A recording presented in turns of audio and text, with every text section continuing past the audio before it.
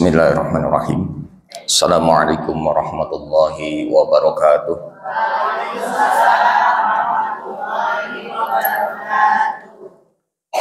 Alhamdulillah.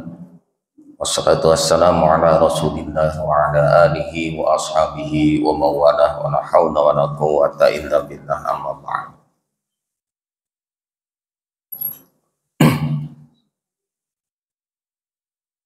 Ya ibadallah, ittaqullaha haqqa tuqatih wa la tamutunna illa wa antum muslimun.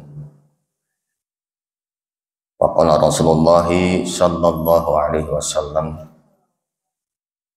taraktu fikum amrayni lang tadilu abadan ma in tamassaktum bihima kitaballahi wa sunnati rasulih. Ibu-ibu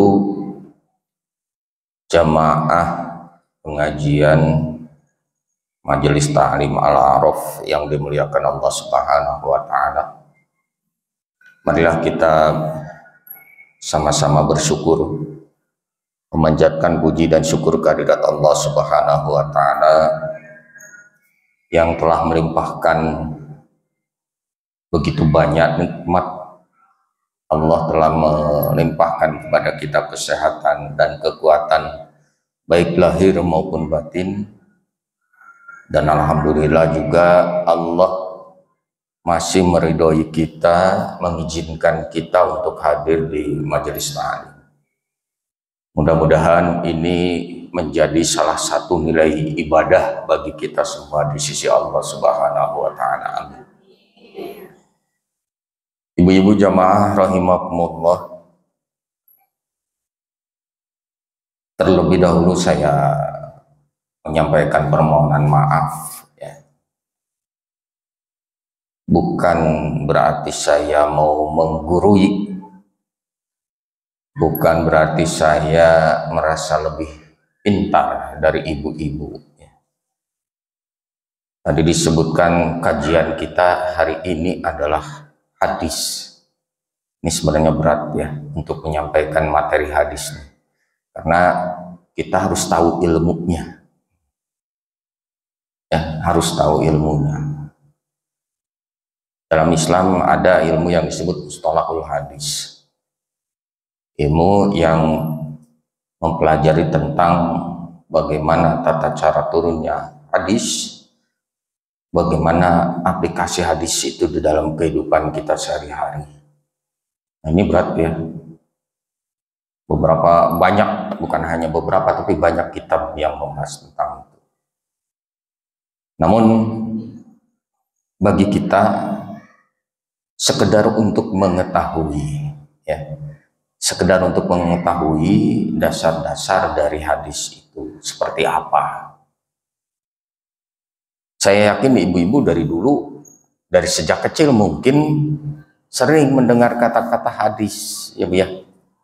Masuk Bu, hadis. Hanya yang jadi persoalan adalah apa sih sebenarnya hadis itu? Nah, ini yang harus kita tanyakan ya.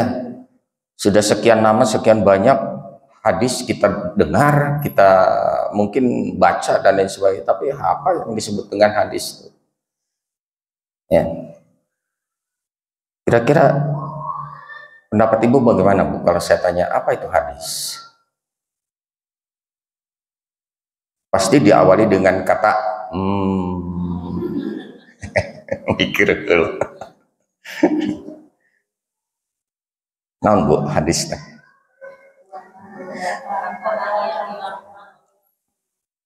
Ya, diantaranya itu. Kadang itu Bu. Bingung saya juga. Tapi mohon maaf ya Bu ya, ini saya duduk di atas.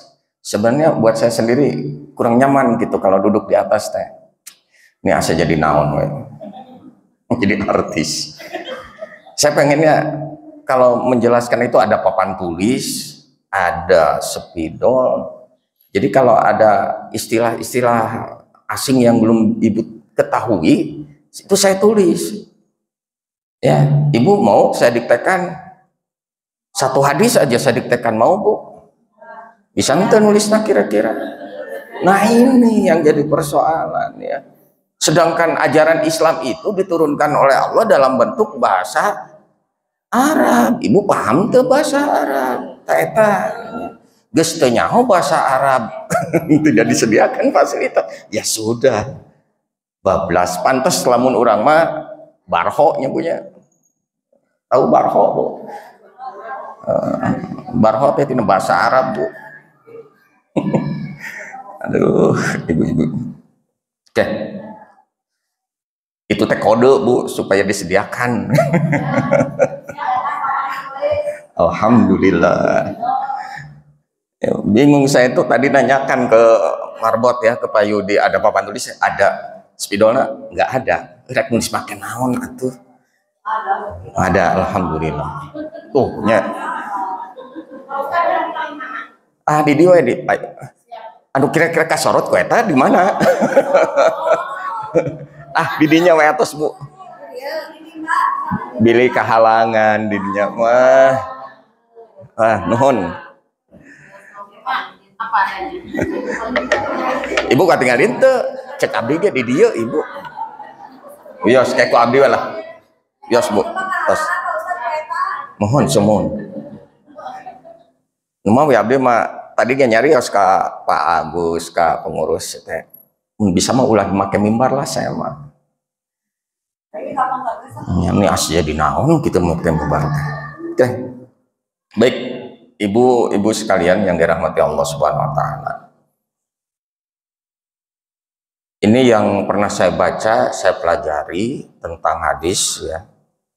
Dalam salah satu definisinya, pengertiannya bahwa yang disebut dengan hadis itu segala perkataan, perbuatan, dan takrir yang disandarkan kepada Rasulullah Shallallahu Alaihi Wasallam. Itu hadis, ya Bu ya.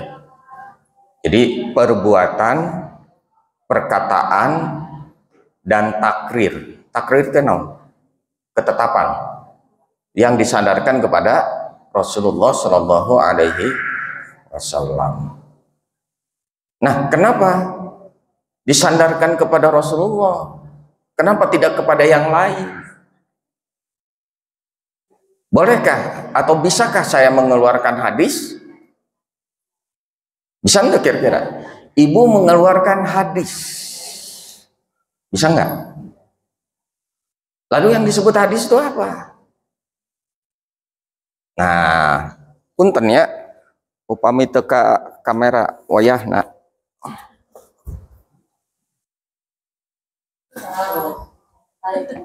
Tinggal Ibu. Hadis.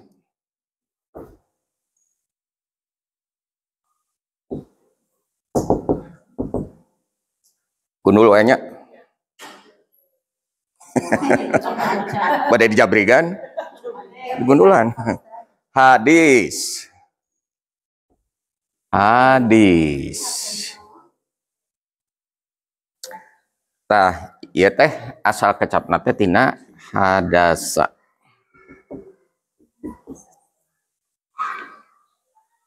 Artinya perkataan.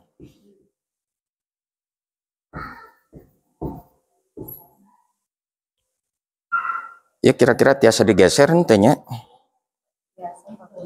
Punten. Kulan. Uyos lah kenwa antep. Daripada kehalangan ku tonggong. Ayahnya punya. Daripada tonggong abdi. Taetan maui. Perkataan hadasa ya, hadasa. Jadi yang disebut dengan hadis itu perkataan, perbuatan, dan takrir atau ketetapan yang disandarkan kepada Rasulullah. Pertanyaan berikutnya, kenapa kepada Rasulullah? Tidak kepada yang lain. Ka abdi, ka ibu-ibu, atau ke bapana, atau ke saha. Kenapa kepada Rasulullah? Kita ingat, Rasulullah adalah seorang nabi yang diutus oleh Allah untuk menyampaikan risalah, untuk menyampaikan ajaran dari Allah kepada umatnya. Ya. Tentunya seorang Rasul itu sudah diberikan kepercayaan penuh oleh Allah, makanya dia diberikan amanat untuk menyampaikan. Pengertian Rasul itu adalah orang yang diberi kewajiban untuk dirinya sendiri dan juga untuk umatnya, untuk orang lain. Nah, itu Rasul. Dipilih oleh Allah, Rasulullah itu. Seorang Rasul itu dipilih oleh Allah. Yang betul-betul bisa memegang amanat, bisa menyampaikan amanat. Nah, apa yang diucapkannya, apa yang dikatakannya, apa yang diperbuatnya, apa yang menjadi ketetapannya, itu dijadikan sandaran hukum. Ya. Dalamun abdi manu nyarios, mal mungkin cantang tu belum ada jaminan bisa dijadikan sebagai sandaran hukum di dalam melaksanakan ajaran agama. Kan gitu. Karena saya bukan seorang nabi dan saya juga bukan seorang Rasul. Sok lamun abdi ngaluarkeun hadis ayeuna bunya make bahasa Arab percaya moal ibu. Oh, hadis di mana? Nabi lain, Rasul lain kan gitu meureun. Ya kan Bu ya? Nah, makanya seorang nabi dan rasul dipilih oleh Allah yang betul-betul dia mampu membawa amanat untuk disampaikan lagi kepada umatnya. Nah, makanya apa yang diucapkannya, apa yang diperbuatnya, apa yang jadi ketetapannya, itu dijadikan sandaran hukum. Nah, sekarang yang menjadi sandaran hukum dalam Islam itu ada beberapa. Dan dua diantaranya yaitu, non Bu, yang menjadi sumber hukum Islam? Iya. Dua diantaranya, pertama yaitu Al-Quran. Yang kedua Al-Hadis. Kaos Bu? Tulisan dokter itu Bu. Tekataekan ilmuna jadi tulisan unggul. Satu Al-Quran, dua Al-Hadis. Sesuai dengan apa yang disampaikan, disabdakan oleh Nabi, taraktu fikum amrayni lang tadilu abadan ma in tamassaktum bihima kitaballahi wa sunnati rasul. Telah aku tinggalkan dua perkara. Jika kalian berpegang teguh kepada keduanya, maka kalian akan selamat selamanya. Nah, dua perkara itu apa? Di antaranya yaitu satu, kitab Allah atau yang disebut dengan Al-Quran. Yang kedua, Al-Hadis atau As-Sunnah. Sunnati Rasul. Nah, yang kita pelajari adalah yang ini.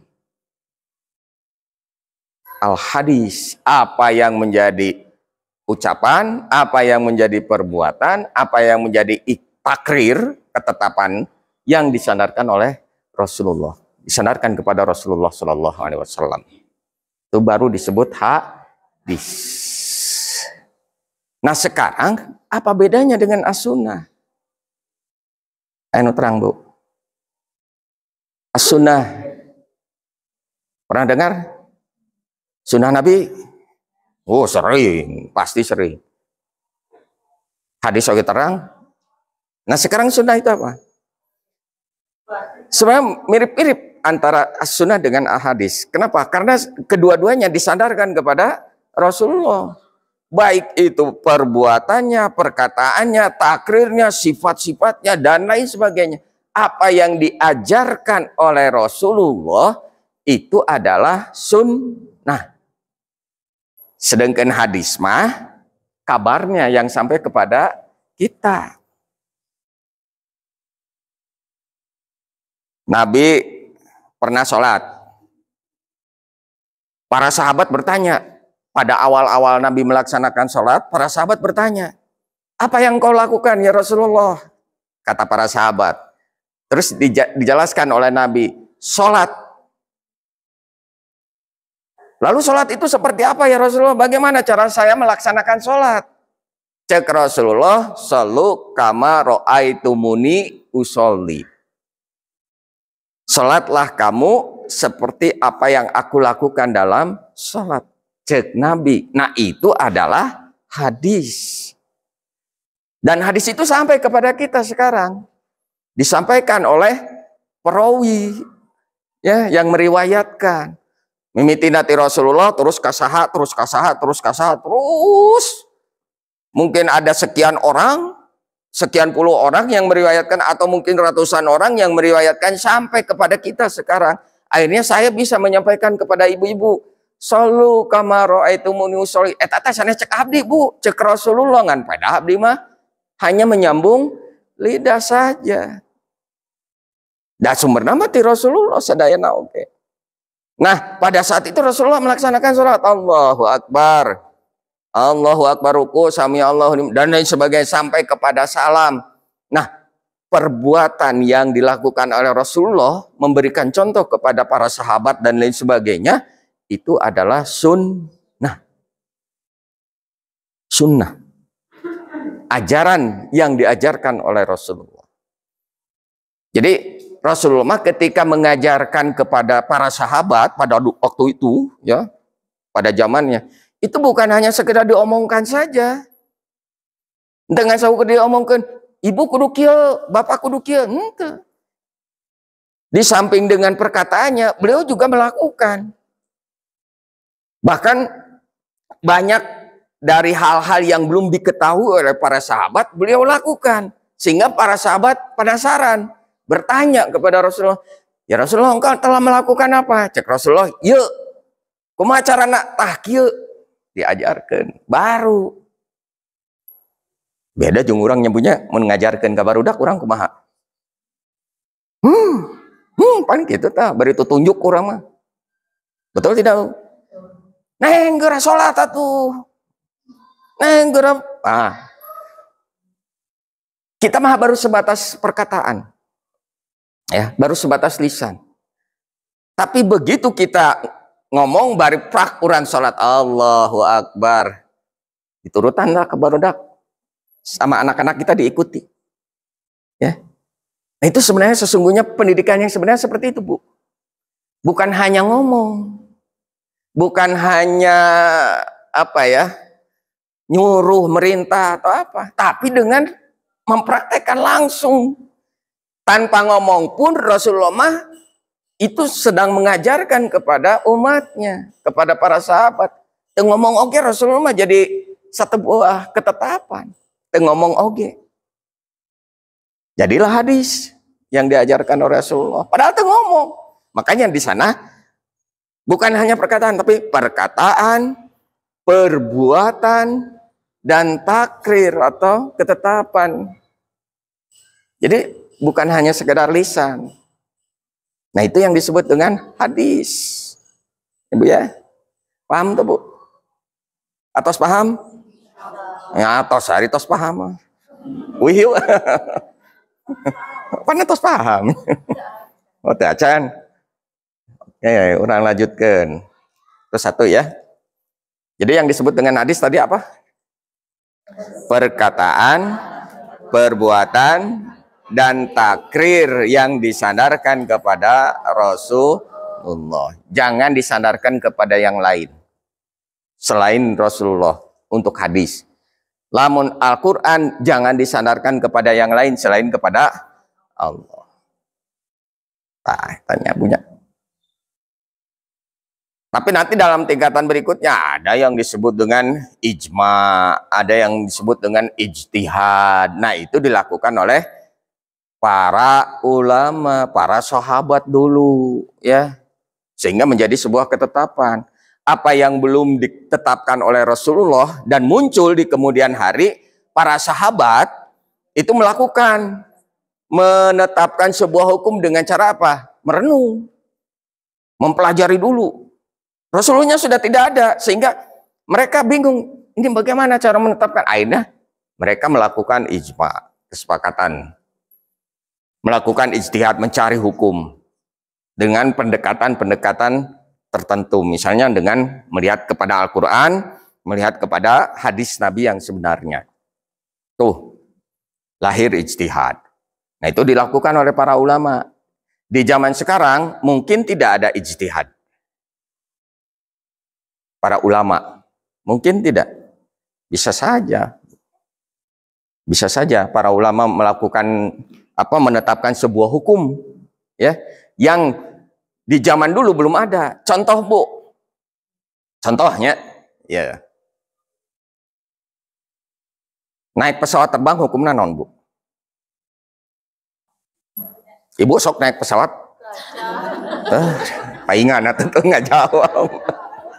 Ulah pesawat lah, mahal ting. Naik kereta, we Bu. Soknya punya hukumnya non, Bu, naik kereta? Haramkah? Mubahkah? Makruhkah? Sunnah atau wajib? Bu, sok. Naik kereta, ulah naik pesawat lah, bisa mahal ting. Ulah naik kereta, bisa jauh ting. Naik mobil, naik ojek.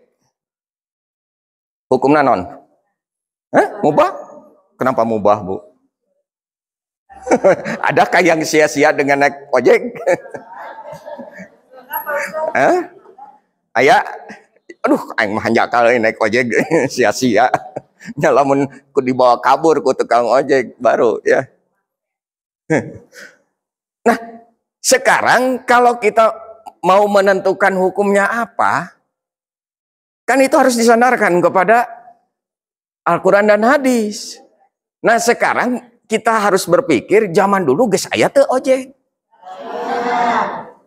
Ojek pakai motor gitu, pakai mesin gitu. Ada enggak di zaman Rasulullah?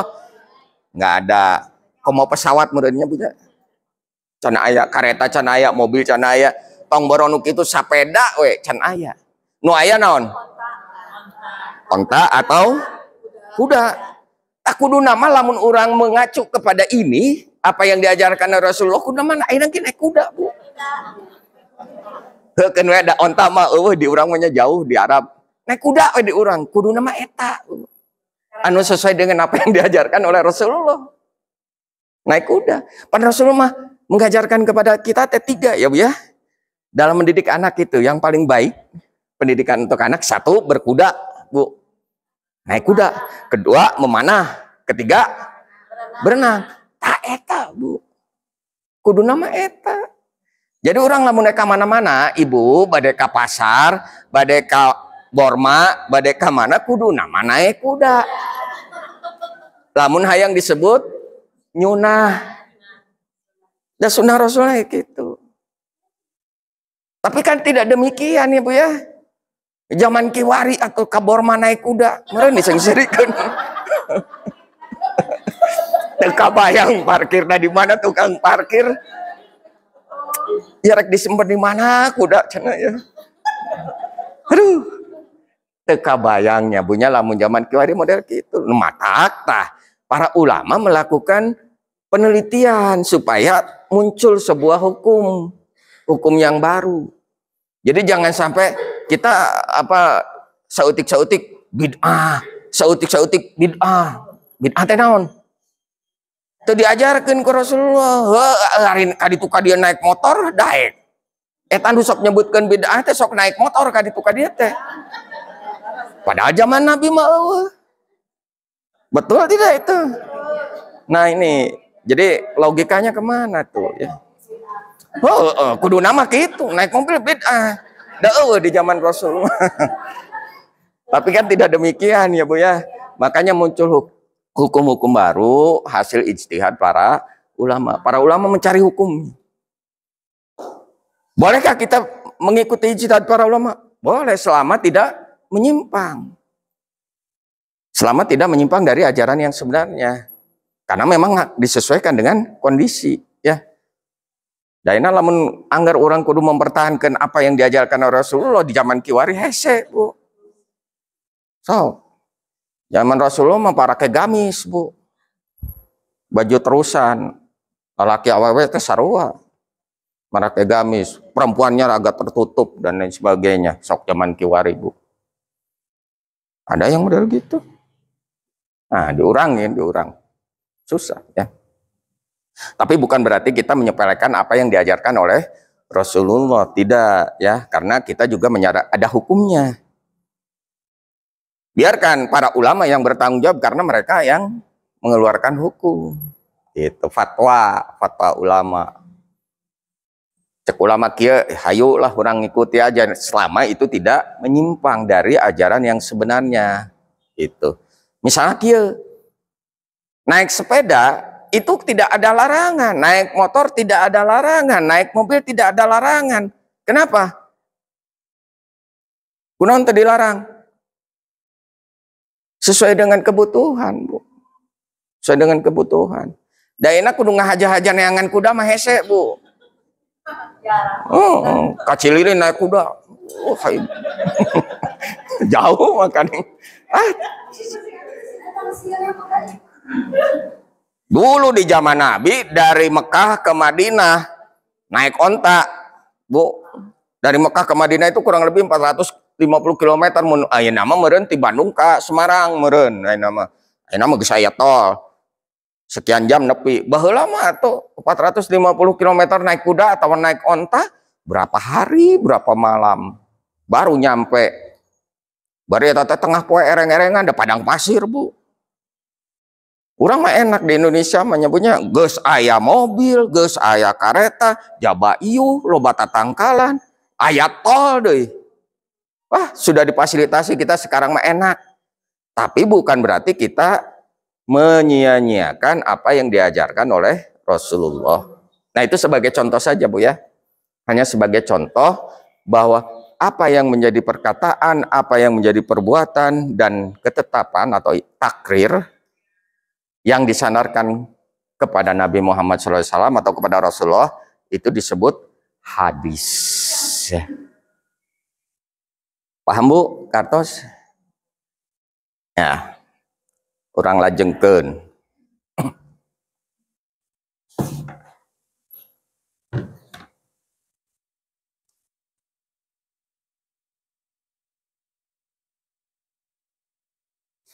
Nah, sekarang kita lihat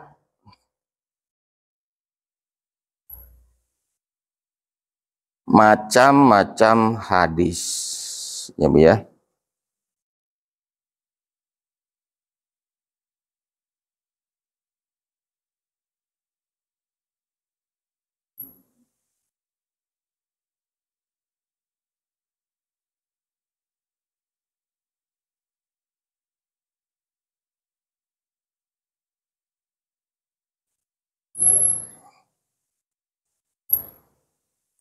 Macam.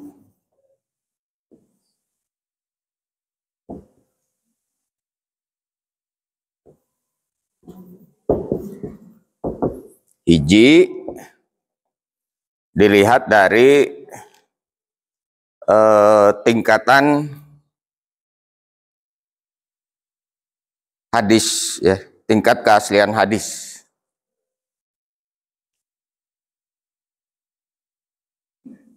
Berdasarkan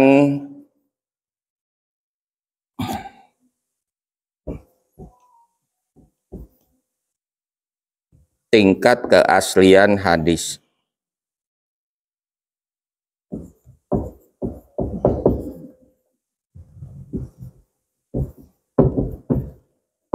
Nah,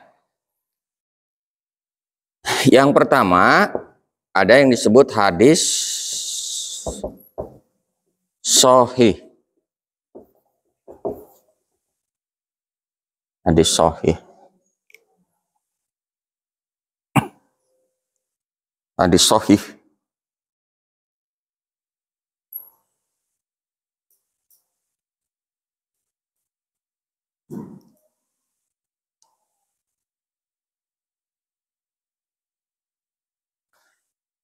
Hadis sahih ini adalah hadis yang berada pada tingkatan yang paling tinggi dalam penerimaan hadisnya. Ya.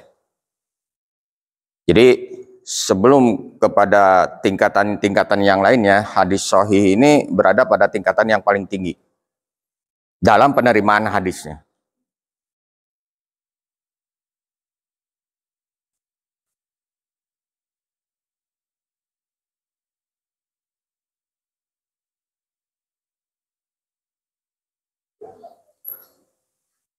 Nah, sebuah hadis dikatakan sahih, tentunya ada syarat, Bu ya. Tidak sembarangan hadis bisa disebut sahih, dan tidak semua hadis boleh dikategorikan sahih atau berada pada tingkatan sahih.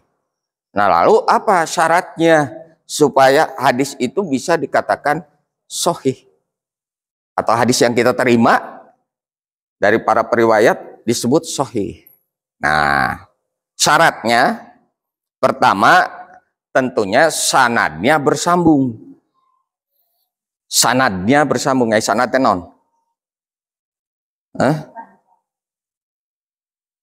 Apa, Bu? Sanad itu rantai periwayatnya. Jadi tidak terputus terus aya nu leungit. Ya, tidak ada satu periwayat pun yang hilang. Misalnya begini. Umpamana kieu, Bu.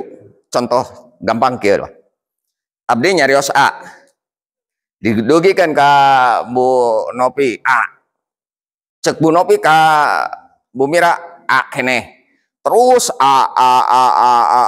nepi ka ujung dijawab A. Dan ini tidak terputus terus. Artinya Bu Nopi ketemu dengan Bu Mira. Bu Mira ketemu dengan ibu ini. Ketemu dengan ini, ketemu dengan ini. Dan itu disampaikan langsung. Terus sampai yang terakhir bisa menyebutkan ini A. Nah, berarti itu sanadnya bersambung. Bagaimana kalau sanadnya tidak bersambung atau perawinya ada yang terputus? Misalnya gini, saya menyampaikan ke Bu Nopi A, ini disampaikan, ini. Tiba-tiba sampai di sini menyebutkan A, tapi tidak pernah ketemu orangnya. Cenah, ada cenah teh atau bisa benar bisa, ente, kan cenah. Jadi perlu dibuktikan kebenarannya, tidak bersambung, sanadnya terputus hanya karena cenah, karena tidak ketemu, ya. Sehingga pada akhirnya meskipun di ujungnya menyebutkan A, nah ini harus dipertanyakan, sahih tidak, sanadnya bersambung tidak, tapi ternyata ada yang terputus, berarti tidak sahih, itu. Meskipun jawabannya A sama. Kartos, Bu. Nah, demikian pula dengan periwayat hadis. Jadi si A, Rasulullah menyampaikan kepada si A.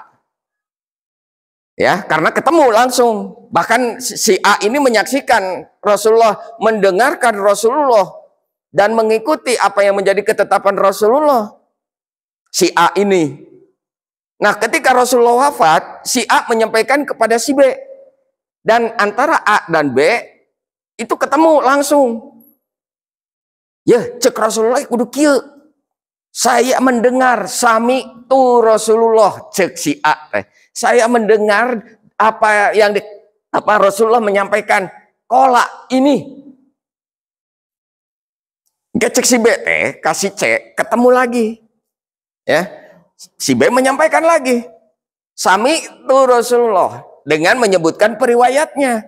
Dari siapa, bin siapa, terus ke siapa, baru ujung-ujungnya sami tu Rasulullah. Misalnya gini, saya menyampaikan ke Bu Nopi. Bu Nopi menyampaikan ke Bu Mira, karena ketemu. Nih, Bu Nopi bilang gini, saya mendengar dari Rasulullah. Saya mendengar dari Ustadz misalnya. Saya mendengar dari Ustadz. Kata Ustadz begini. Nah, Bu Mira menyampaikan ke ibu yang lain. Cek Bu Mira teh. Dari Bu Nopi. Kan gitu ya. Dari Bu Nopi. Disebutkan dulu periwayatnya. Dari Bu Nopi. Beliau bertemu dengan Rasulullah. Dan beliau mengatakan. Apa yang dikatakan Bu Nopi? Sami tu Rasulullah Shallallahu Alaihi Wasallam. Saya mendengar dari Rasulullah, kan gitu. Jadi lain cenah, beda mun cenah. Bu, cek si eta cenah. Nah, berarti itu jangan dulu percaya, Bu, kalau udah diawali dengan kata cenah. Itu masih harus diteliti, Bu. kebenarannya. Ya Bu ya? Gimana Bu? Jadi kalau cenah-cenah, eta belum 100% benar. Cenah. Masih ragu, diragukan. Kecuali kalau misalnya saya melihat, saya mendengar, dan saya mengikuti. Nah itu baru bisa dibuktikan keasliannya. Dijamin. Ya, paham Bu ya? Jadi tuh yang namanya sanad bersambung itu begitu. Tidak terputus. Ya berantai. Jadi rantai perawinya itu betul-betul nyambung. Nyambung. Nah, kalau perawinya nyambung, itu boleh dikategorikan hadis sahih. Tapi tidak cukup hanya itu persyaratannya, Bu. Ada yang kedua persyaratannya. Nuka dua, diriwayatkan oleh para penutur atau perawi ya yang adil. Iya Bun, nu adil. Ya, harus adil orangnya yang meriwayatkannya. Kemudian dia memiliki sifat istiqomah, berakhlak yang mulia, tidak fasik orangnya, tarang ngebohong, ibunya. Kemudian muru'ah, terjaga kehormatannya. Kemudian lagi kuat ingatannya. Taeta Bu. Jadi sebuah hadis sahih itu di samping sanadnya bersambung, tapi juga disampaikan oleh orang-orang satu tadi adil. Ya, harus orang yang adil. Jangan orang yang berat sebelah.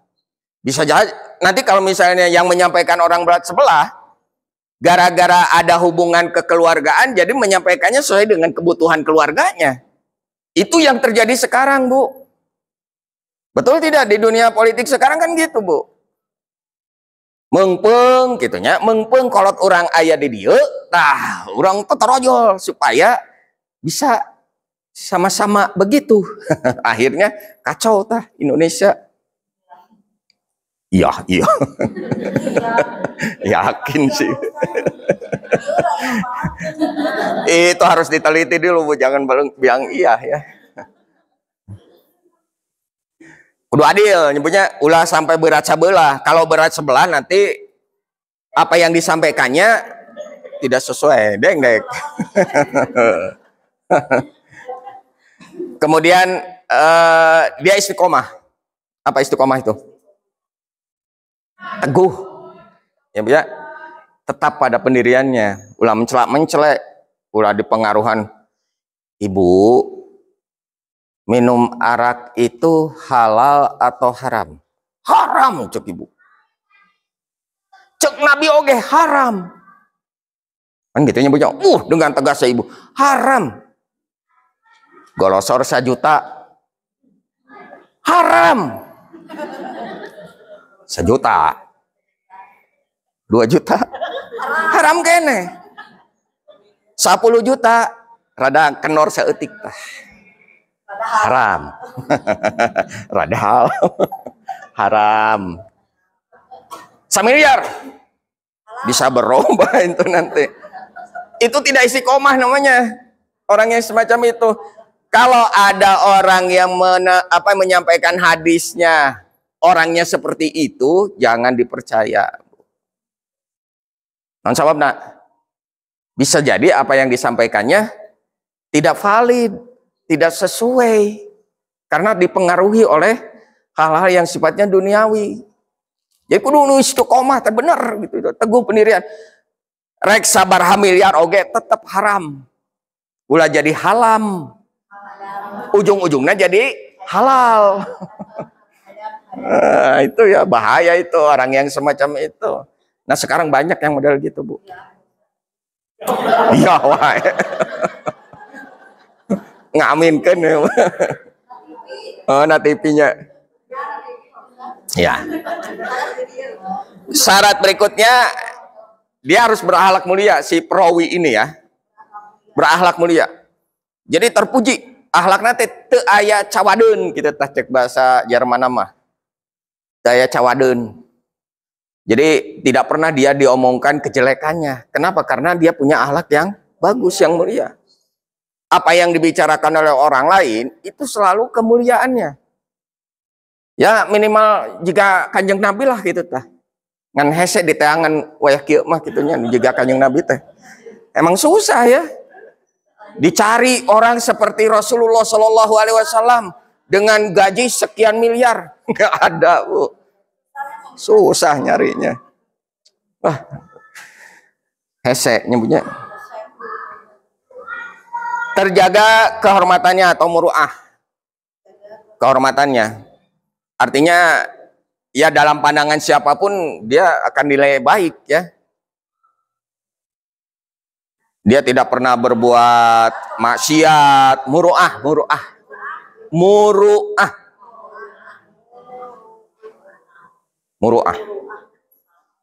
Jadi terjaga kehormatannya. Jadi tidak pernah dia bermaksiat, baik maksiat kepada Allah, maksiat kepada sesama makhluk ya. Dia selalu terjaga. Nah, itu syarat perawinya. Kalau ingin disebut hadisnya sahih. Kemudian juga kuat ingatannya. Nah ini yang terpenting. Seorang perawi itu harus yang kuat ingatannya. Ulah juga orang barho. Hese orang mah nyampaikan hadis. Boro-boro hadis atau Bu. Ditanyain menu masakan juga. Aduh apa tadi teh ya. Padahal karek diajarkan dia. Barho. Susah. Jangankan jadi perawi atau orang mah. Heseknya. Perawi itu seorang yang ingatannya kuat. Sampai kapanpun dia akan ingat. Orang mah rajin panjang ingatan teh dendam nah Bu. Ya enggak? Kejelekan. Dendam kepada seseorang itu selalu diingat. Sampai kapanpun. Cek paribasana 7 turunan sih. Kan gitu punya. Jika film India gini Bu. Dendam keluarga. Nah kalau orang yang ingatannya panjang hanya untuk kepada hal-hal semacam itu tidak bisa dijadikan perawi. Ya. Itu orang fasik namanya. Jadi seorang perawi itu harus kuat ingatannya. Kemudian yang ketiga, syarat ketiga, pada saat menerima hadis, seorang perawi sudah cukup umur atau balik dan beragama Islam. Itu syarat utama Bu. Beragama Islam dan sudah cukup umur atau balik. Pada saat menerima hadis, ya, seorang perawi itu harus sudah balik, sudah dewasa. Bolehkah kita menerima sebuah hadis dari anak kecil? Boleh nggak? Boleh nggak Bu? Untuk zaman sekarang? Hadis bukan dari Rasulullah, bukan dari anak kecil. Enggak, yang menyampaikannya anak kecil maksudnya Bu. Yang sampai kepada kita, nggak gini nih, ibu-ibu umpamanya, rek sholat. Geus wudu, geus naon, pakai mukena nyaharep ka kiblat, tiba-tiba Allahu Akbar ditinggalikeun ku budak teh handap. Nya, begitu pakai mukena Allahu Akbar, cek budak teh, "Mah, usoli mah." Ditepukan tah indungna teh, "Mah, usoli." Cicing sia. Keur salat. Aya nu kitu aya? Aya. Ayo. Cicing sia. Padahal geus Allahu Akbar teh keur salat. Cek budak mah usoli heula. Apan salat mah kudu niat cenah cek budak. Ngaluarkeun hadis tah budak teh. Mah cek hadis Nabi innamal a'malu binniyati. Gaya eta budak. Budak natos masantren ti oorok keneh. Matak. Aya nu kitu, aya. Matak bisa nyampaikan hadis meskipun hanya sepotong. Innamal a'malu binniyati mah semua amal itu tergantung kepada niatnya. mata kudu usoli heula. Benar teh hadisna, betul tidak? Betul. Bahkan sahih. Ya. Sahih hadisnya. Tapi yang menyampaikan kepada kita itu anak kecil. Boleh nggak? Boleh.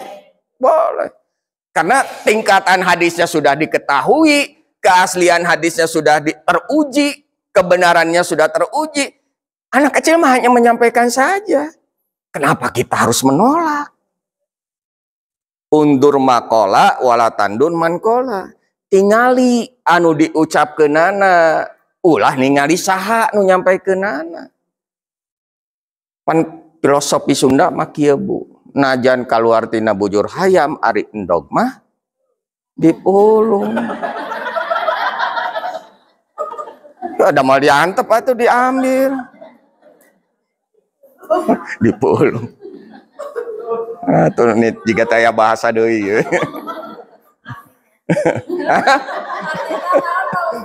Hah?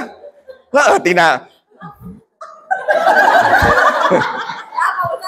Haruskah saya mengulangi lagi? Apa gitu? Filosofi Sunda itu mengatakan begitu ya. Lain cenah deui da eta mah fakta ya, fakta. Ya lamun gitu ya. Kalau disetarakan dengan hadis itu sahih tingkatannya. Jadi tidak diragukan lagi, Bu. Sok ibu rek ngantep eta hayam endogan diantep endogna keun we da geuleuh cenah kaluar tina bujur hayam. Dipulung pasti. Ya. Bahkan kita sudah menikmatinya beberapa tahun ya Bu ya. Aduh. Kalau kita tahu riwayatnya tentu geuleuhnya Bu nya. Kalau tahu riwayatnya, tapi kan kita nggak pernah tahu riwayatnya, hanya cenah gitu nya. Akhirnya keluar weh. Bujur hayam. Tuh ya. Jadi orang yang menyampaikan atau meriwayatkan hadis itu harus sudah cukup umur atau sudah balik dan beragama Islam, Bu. Itu menjadi catatan bagi kita, harus beragama Islam. Bagaimana kalau hadis itu disampaikan oleh orang lain, orang Kristen atau orang Hindu, orang Buddha, boleh nggak kita menerima? Teliti dulu hadisnya, ya. Kalau memang itu sebuah kebenaran, jangan-jangan begini, orang-orang non Muslim sekarang itu pintar-pintar Bu, baca Al-Quran bisa. Yang lagi viral sekarang, pendeta Hindu, no garundul marake jubah koneng. Itu sholawatan Bu. Itu lagi viral sekarang. Sholawatan, baca surat Al-Fatihah, dan bisa mereka. Aneh gitu ya. Ini gejala apa ini ya? Tanda-tanda apa ya? Jangan-jangan kiamat sudah dekat Bu. Nah.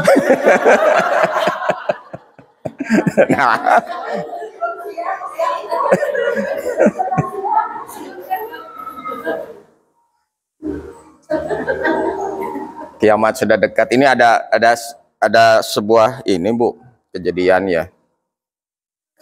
Kalau saya kan ngajar Bu tugasnya ya, ngajar pendidikan agama Islam. Suatu hari kebetulan materi yang disampaikan itu tentang kiamat Bu. Saya ceritakan kiamat, berebet berdasarkan ayat Al-Quran dan hadis Nabi. Cung teh nu ngacung budak. Ustaz, mau nanya, nanti hari kiamat kira-kira sekolah libur enggak?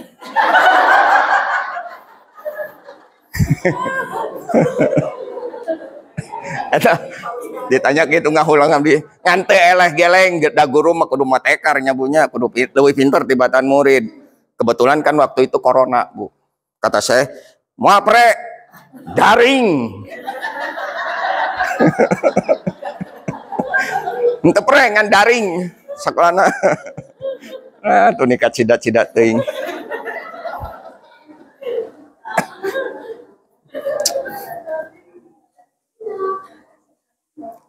Premol Bu, kiamat. Lain majelis taklim premol. Daring. Nah, tuh aduh. Ya. Syarat yang keempat,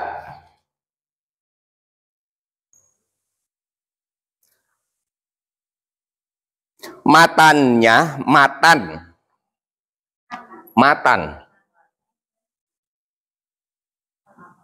atau materi lah isinya, ya.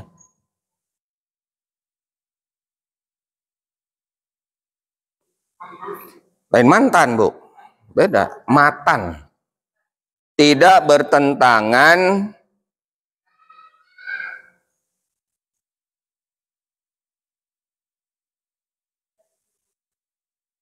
serta tidak ada sebab tersembunyi.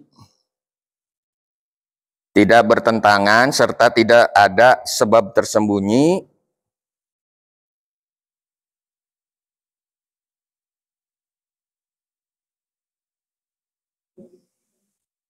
Tidak ada sebab tersembunyi atau tidak nyata yang mencacatkan hadis.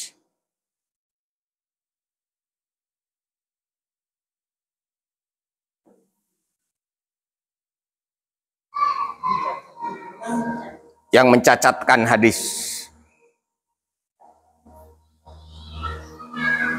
Jadi begini, terkadang ada hadis yang isinya tidak jelas, Bu ya. Ada hadis yang dimungkinkan cacat isinya, materinya. Akibat apa? Mungkin karena perawinya tidak ingatannya tidak panjang, jadi tidak kuat, atau mungkin perawinya ada yang terputus, cenah teanya, akhirnya hadisnya oge diragukan. Itu ya Bu ya, itu yang mengakibatkan cacat hadis itu di situ. Jadi kalau dikatakan hadis sahih itu memang betul-betul materinya tidak ada yang tersembunyi, jadi terus dan tidak bertentangan. Tidak bertentangan. Ia menyampaikan hadis tentang niat umpamanya Bu. Di sisi lain menyampaikan hadis yang sama juga tentang niat. Tapi kenapa kok materinya berbeda? Isinya berbeda. Nih, ada apa ini? Nah, harus kita telusuri. Jangan-jangan nanti kalau ada perbedaan semacam itu sehingga menyebabkan orang ragu-ragu dengan hadis itu. Bener ente hadis teh? Kan bisa jadi begitu, Bu. Sok, Ibu ulah hadis lah, ini nama contohnya dia punya contoh. Ibu ngadamel sambal tarasi, emut kene sambal tarasi, naon wungkul Bu? Bawang, cengek, dan pelaku utamanya adalah tarasi, makanya disebut sambal tarasi. Di pihak lain, ibu ini juga menyampaikan sambal tarasi, tapi begitu diasaan, nah beda rasanya. Nah, ini kan harus diteliti Bu. Ya, bisa jadi mungkin terasinya yang berbeda koki akan berbeda pasakan, kan gitu. Lain koki, lain pasakan. Nah ini makanya ya harus kita teliti dulu kebenarannya, teruji tidak kebenarannya. Tentunya untuk menguji sebuah hadis, kebenaran dari sebuah hadis itu perlu ilmu Bu, tidak sembarangan. Jadi mata kelamun aya nu nyebutkeun sautik bid'ah, di mana teteh? Jangan ya, jangan sekali-kali kita mengatakan sieu bid'ah. Disorakan naon atuh? Jika nu asa pang benerna gitu tah. Jangan. Teliti dulu, bener henteu? Nah, sesuai tidak apa yang disampaikannya, apa yang diajarkannya, apa yang dijadikan sandarannya, bener ente? Eta harus diteliti oleh kita. Jangan gampang mengatakan bid'ah. Jangan-jangan nanti balik kepada diri kita sendiri ya Bu ya. Kalau kita sering mengatakan bid'ah, geura sok lamun dibalikin. Mana blok itu bid'ah. Blok yuk bid'ah. Kecek itu teh. Ari bapak kaditu ka dia naik motor bid'ah henteu. Bapak pakai baju model gitu bid'ah henteu. Da zaman Nabi mah teu aya baju model kieu teh. Kan gitu ya Bu ya. Nah, makanya harus hati-hati Bu. Untuk menguji kebenaran sebuah hadis yang sampai kepada kita itu dibutuhkan cukup ilmu. Ya, banyak ilmu yang harus kita pelajari terlebih dahulu. Nah, orang mah duka tingka umuran mau mempelajari ilmu-ilmu itu ya. Nah, jenis yang kedua, kita dua aja dulu ya Bu ya. Yang kedua ada yang disebut hadis hasan.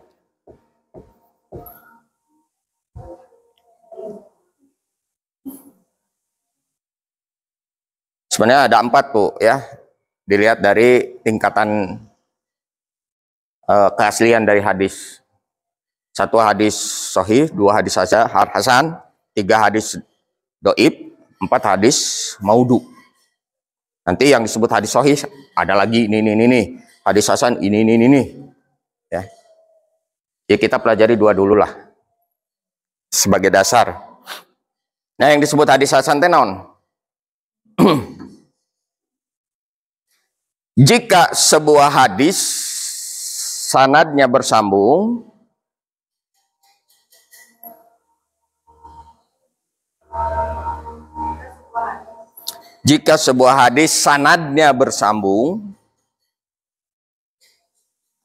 perawinya bersambung ya, yang meriwayatkannya.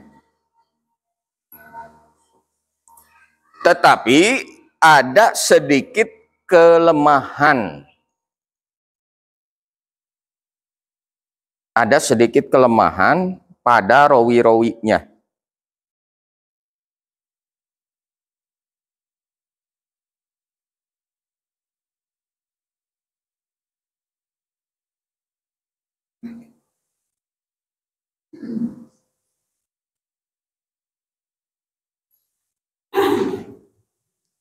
Kira-kira kelemahan rawi naon Bu? Itu ya, pendek ingatannya atau kurang kuat ingatannya. Bisa jadi kan? Abdi nyampaikan ke Ibu Nopi, Bu Nopi nyampaikan ke Bu Mira, terus sampaikan. Dan di antara periwayatnya ini yang menyampaikan sebuah perkataan, itu ada 1 orang yang pelupa, Bu. Artinya ada kelemahan di situ dari perawi-perawinya. Ya. Iya disampaikan, cek si ibu teh, kelak. Kamari teh asa naon disampaikan tanya A atau B. Nah, itu berarti sebuah kelemahan, Bu, dari seorang perawi. Tapi kalau ingatannya panjang, dia akan pasti A, B, C, pasti gitu. Tapi kalau sudah ngomong kelak, ingat heula. Nah, ini sebuah gejala bahwa perawi itu kurang kuat ingatannya. Ini menunjukkan ada kelemahan di dalamnya. Makanya disebut hadis hasan. Meskipun matannya tidak cacat, kemudian orangnya orang adil yang menyampaikannya, perawi-perawinya, tetapi ada yang lemah. Tetap jatuhnya kepada tingkatan hasan hadisnya. Tidak sahih. Atau kurang sahih gitu ya. Kurang sahih. Karena ada kelemahan di dalamnya. Kartos Bu. Terus setengah genep.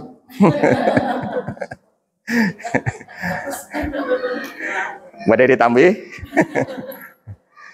Lah, sakit wae heula punya. Jadi 2 macam dulu aja lah kita mah ya.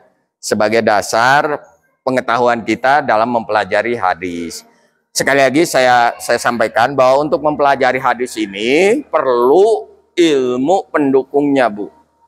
Di antaranya ada yang disebut dengan mustalahul hadis. Ilmu seluk-beluk turunnya hadis, ya, mustalahul hadis.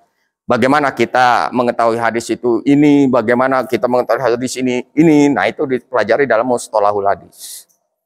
Dan ini butuh beberapa semester. Mun kuliah mah.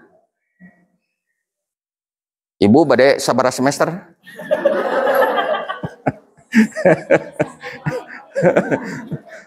Lamun hayang sababaraha semester ibu ngawasna kudu rajin ya, entong absen jeung teu poe Sabtu unggul kudu unggal poe.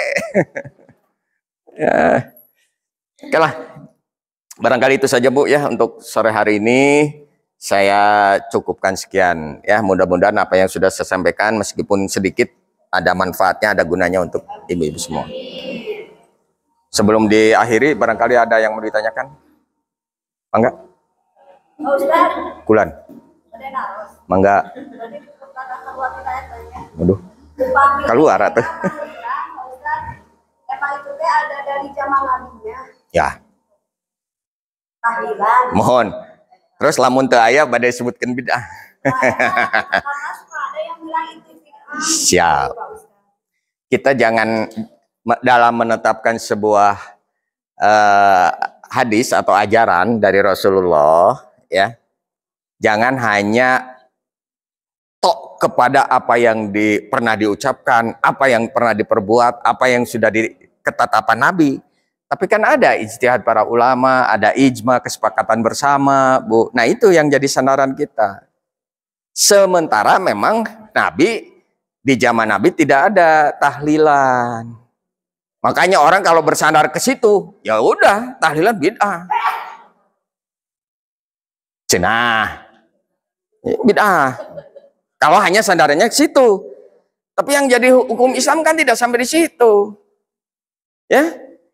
Tidak sampai di situ. Contoh yang terdekat, apa yang dekat dengan kita ini, Bu? Ya teh hasil saha. Lamun cek Nabi, ya sandarannya pokoknya cek Nabi. Nah berarti kita sudah bid'ah semua, ibu ya. Udah kaditu orang naik motor, naik kereta, naik pesawat kaditu bid'ah itu teh semua. Makanya jangan hanya seperti itu dalam menentukan hukum. Sekarang tahlilan dari mana? Itu para ulama, Bu. Ijtihad para ulama. Kenapa? Ini berdasarkan kejadian. Kalau ada orang yang meninggal, orang teh ngariung. Tapi ngariung nate ngadon ngobrol. Ngadon balake cerakan. Botram. Dinu maoteun. Aya nu nyanyi-nyanyian, aya nu pokokna mah teh syirikna lamun sugan mah aya kitu aya nu maoteun nanggap dangdutan gitu. Organ tunggal. Nah, makanya para ulama mengambil satu keputusan. Cobalah daripada kita ngariung di tempat orang yang meninggal ini, kemudian kita hanya sekedar ngobrol teu para ruguh, komo bari ngomong ke nu maot mah. Lebih baik kita iringi dengan doa. Bacakeun kalimat-kalimat thayyibah dari mulai istighfar, syahadat, sholawat jeung sajabana nepi ka kalimat tahlil. La ilaha illallah, la ilaha. Ku sering-seringna nyebutkeun kalimat la ilaha illallah atau disebut tahlil, matak lamun aya nu model kitu disebut tahlilan. Menyimpang tidak Bu dari ajaran Islam? Tidak. Dan ngariung di nu maoteun teh lain balake cerakanana. Ngadoana eta, Bu. Ari balake cerakanana eta mah urusan kasabaraha. Jadi jangan diutamakan. Ayeuna aya nu maoteun bingung keluargana teh, aduh kumaha ke tahlilan, kumaha ke di mana? Wah. Sekarang bukan, jangan itu yang kita pikirkan, Bu. Yang penting doanya. Dan alangkah lebih bagusnya lagi kalau yang mendoakan orang tua yang meninggal itu adalah sanak keluarganya, ahli warisnya, itu akan lebih utama, Bu. Tapi pan di orang mah lamun aya nu maoteun teh lain ahli waris sungkul datang teh kabeh tetangga teh dararatang gitu ngalayat. Ngan ulah sirikna kieu. Mun di lembur mah mun ngalayat teh pan bari marawa beas, Bu. Aya di urang mah diganti ku amplopnya punya. Bari dieusian amplop nalin kosong. Bisa amplop kosong. Marawa beas, Bu, aya nu sarantang, aya nu sabaskom. Ngan sok aya salah pengertian. Hanya kalna teh mau beas kadinya Ngan teh sirikna teh diomongkeun unggulnya jero hatena mah pangmasakeun keur engke peuting tahlilan. Aya nu kitu, Bu. Di mana gitu tah? Aya nu kitu. Lah geuning nya. Tah dari situlah maka ada orang yang mengatakan bahwa tahlilan itu bid'ah. Tapi Pak Ustadz dibagikeun biasa teh. Nyata. Justru kita datang ke sana itu kan dalam rangka takjiah. Takjiah itu apa, Bu? Takjiah teh naon? Ngahibur. Takjiah teh artinya ngahibur, Bu. Ngahibur saha? Keluarga anu kapapatenan, orang yang keluarga yang meninggal. Bukan menghibur orang yang meninggal, tapi menghibur keluarga yang ditinggalkan. Dalam kondisi sedih, Bu, dalam kondisi yang serba tidak menentu, kita hibur datang ke sana. Ya, nu ngaranna datang ngahibur paling teh nyamawa naon sekedar membantu kan gitu boleh. Dan tidak ada larangan. Yang tidak boleh itu kalau bala kecerakan. Ngadon botram. Nyebutnya kudu aya peuteuy, kudu aya jengkol, kudu aya sambal. Asin. Eta anu kurang bagusnya teh ya. Dalam acara-acara yang semacam itu, kenapa harus dibarengin dengan kegiatan-kegiatan yang justru tidak ada ajarannya?